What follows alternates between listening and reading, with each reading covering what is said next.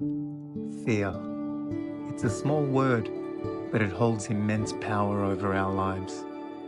Fear is the root of so many negative emotions: anger, jealousy, anxiety, and even sadness. But what is fear really? It's our mind's way of protecting us from perceived threats. Yet in today's world, fear often oversteps its boundaries, holding us back from living fully. Take a moment to think about it.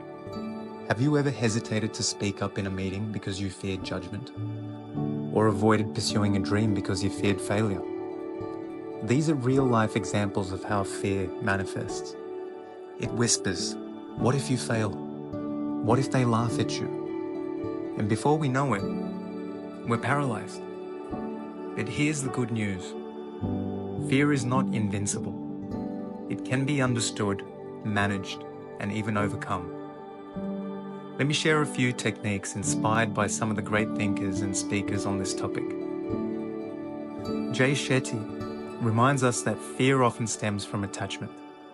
Attachment to the outcomes, to others' opinions, to our own comfort zones.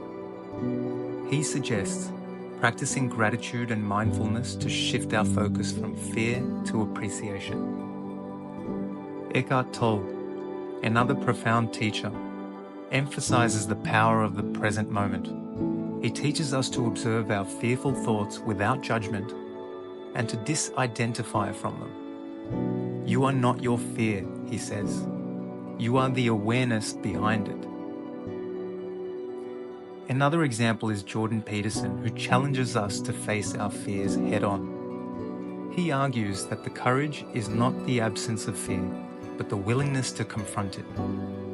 He encourages us to take small, manageable steps towards what scares us, build resilience along the way. So how can we apply these lessons in our daily lives? So here are a couple of examples.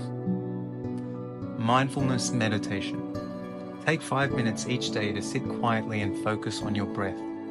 When fearful thoughts arise, acknowledge them, but let them pass like clouds in the sky. Visualization. Instead of imagining worst-case scenarios, picture yourself succeeding. See yourself handling challenges with grace and confidence. Thirdly, if something scares you, break it down into smaller steps. Afraid of public speaking, for example? Start by practicing in front of the mirror, then with a friend, and gradually work your way up. So fear is a part of being human, but it doesn't have to control us.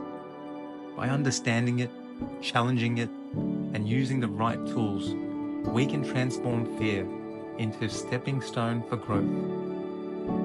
Remember, courage isn't the absence of fear.